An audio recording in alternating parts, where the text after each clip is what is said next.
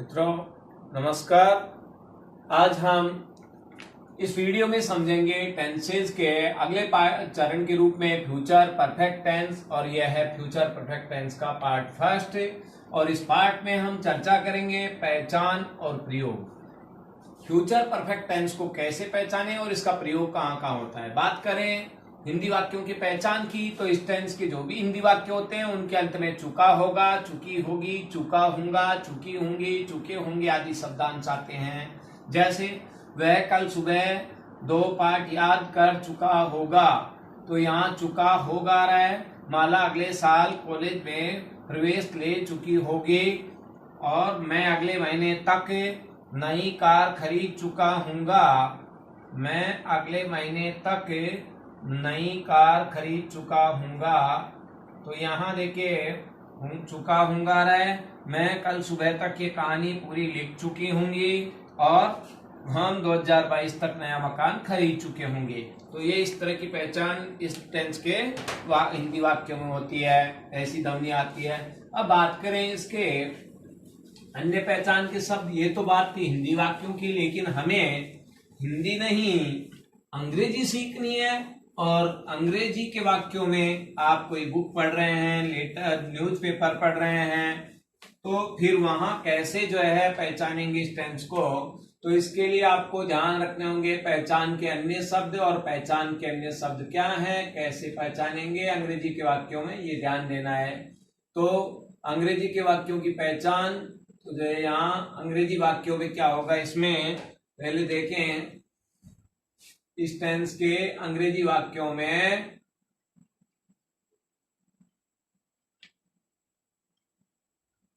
जो भी English sentences होते हैं अंग्रेजी के वाक्यों में आपको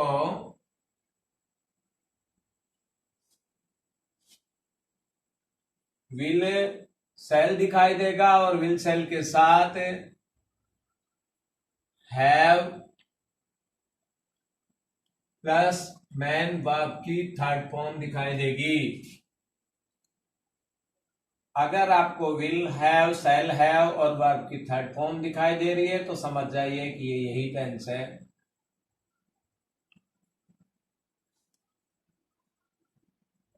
परीक्षा में कैसे पहचाने, इसके लिए पहचान के जो है अन्य शब्दों पर ध्यान देना होगा।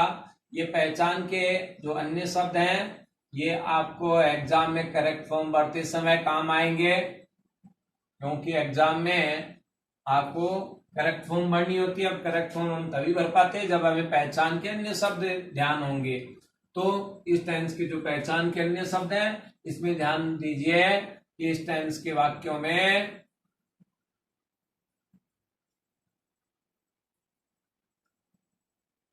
अधिकतर मोस्टली बाई के साथ फ्यूचर टाइम रहता है। बाई प्लस फ्यूचर टाइम रहता है, या बिफोर प्लस फ्यूचर टाइम, ये आपको जो है सबसे ज्यादा दिखाई देंगे। वैसे आपको till until plus future time भी हो सकता है, लेकिन वो जो है बहुत कम होता है। ये आपको इनका ध्यान रखना है। मोस्टली आपके सेंटेंसेज में बिफोर प्लस फ्यूचर टाइम या बाई प्लस फ्यूचर टाइम दिया होता है, और इससे आप इसको पहचानेंगे। अब बात करें इस टेंस के प्रयोगों की, यूजेज कहाँ कहाँ होते हैं, तो इसका यूज कहाँ कहाँ होता है वो देखना है। इसका सबसे अधिक जो प्रयोग होता है वो भविष्य में के जो भी कार्य है, भविष्य की कोई क्रिया या कार्य है, उसे निर्धारित सीमा बताने के लिए, उसकी कि कब तक आप पूरा कर लेंगे, तो भविष्य की क्रिया या कार्य की सीमा बताने के लिए, सीमा का मतलब यहाँ समय सीमा से है, टाइम पीरियड, कब तक आप जो है उसको पूरा कर लेंगे। जैसे एग्जाम्पल देखिए,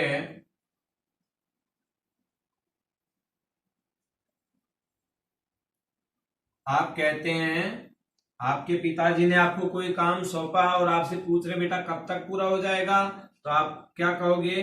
पिताजी, मैं इसे आज शाम 5 बजे तक समाप्त कर लूंगा, यानी समाप्त कर चुका हूंगा। बोलने को तो हम क्या बोलेंगे? समाप्त कर लूंगा यानी कर चुका हूंगा। ध्यान दीजिए, जब टाइम पीरियड के साथ अगर ऐसा आ रहा है तो वो चुका चुकी में आते। आपको लेना है बोलने में, भले हम कैसे बोले, तो यहां होगा आपके इंग्लिश में क्या कहेंगे? I shall have finished it by 5 PM today. तो यहां ध्यान देना है कि आपको यहाँ बाई प्लस फ्यूचर टाइम आ रहा है। अब शाम के 5 बजे, यानी जब बात कही जा रही है उस समय 5 नहीं बजे थे, बजने बाकी थे। भले ही टुडे प्रेजेंट टेंस दिखाई दे रहा है, लेकिन है तो फ्यूचर का टाइम। तो इस तरह से इसका एक प्रयोग तो यह है।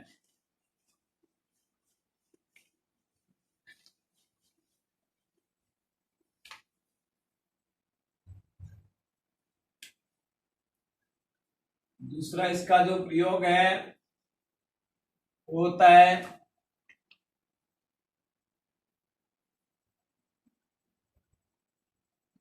अपने लक्ष्य या सपने को पूरा करने का समय आप बता रहे हैं, कब तक आप अपने टारगेट को पालेंगे।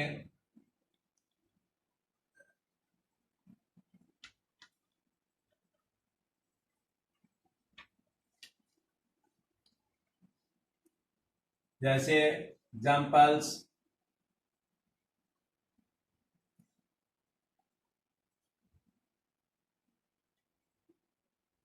आपका टारगेट है कि मैं 2025 तक सरकारी नौकरी हासिल कर लूंगा, यानी सरकारी नौकरी प्राप्त कर लूंगा। तो मैं 2025 तक सरकारी नौकरी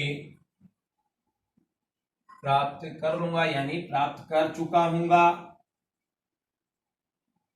ये एक तरह से क्या है? आपका एक सपना है, टारगेट है, तो आप इसको कहेंगे आई शैल हैव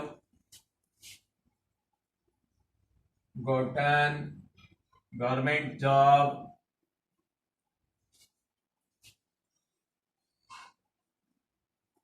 बाई 2025। तो यहां इस तरह से आप ऐसी बातें बताने के लिए इस टेंस का प्रयोग करते हैं। विशेष तौर से इसका जो तीसरा प्रयोग है वो है कर्ज अदा करने वाली, कर्ज अदायगी की सीमा जो बताई जाती है।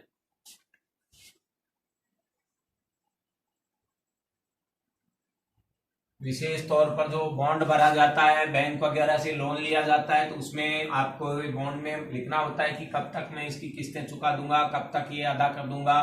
तो कर्ज अदायगी की सीमा बताने के लिए इसी टेंस का प्रयोग होता है। जैसे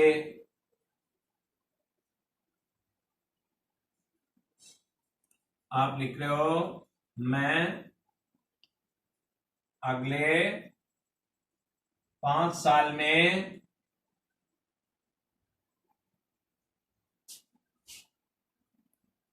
ये ऋण ब्याज सहित लौटा दूंगा। अभी आपको जो है बॉन्ड भरवाया जाता है, ये एक अलग बात है कि इसमें जो है मॉडल का प्रयोग होता है। लेकिन अगर हम टेंस की बात कर रहे हैं अभी, तो टेंस में क्या होगा? इसको अगर टेंस से समझे, मॉडल में यहाँ आई के साथ विल यूज होगा, क्योंकि आप एक तरह से प्रोमिस कर रहे हैं। प्रोमिस में एक दूसरा अर्थ आ जाता है, लेकिन बात टेंस की हो रही है तो टेंस में अगर हम जनरली लेते हैं तो क्या होगा, I shall return, I shall have return, sorry, I shall have return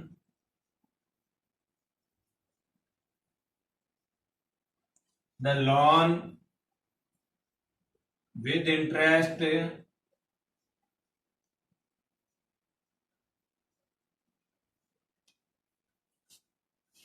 in next 5 years।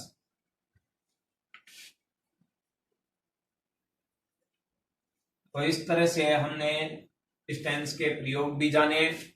मैं समझता हूं आपको वीडियो अच्छा लगा होगा और समझाने का तरीका पसंद आ रहा होगा। कृपया कमेंट में अवश्य बताएं आपको कैसा लगता है, और इस चैनल को अगर आपने अब तक सब्सक्राइब नहीं किया है तो आज ही सब्सक्राइब करें और इसे ज्यादा से ज्यादा अपने मित्रों को शेयर करें। थैंक्स।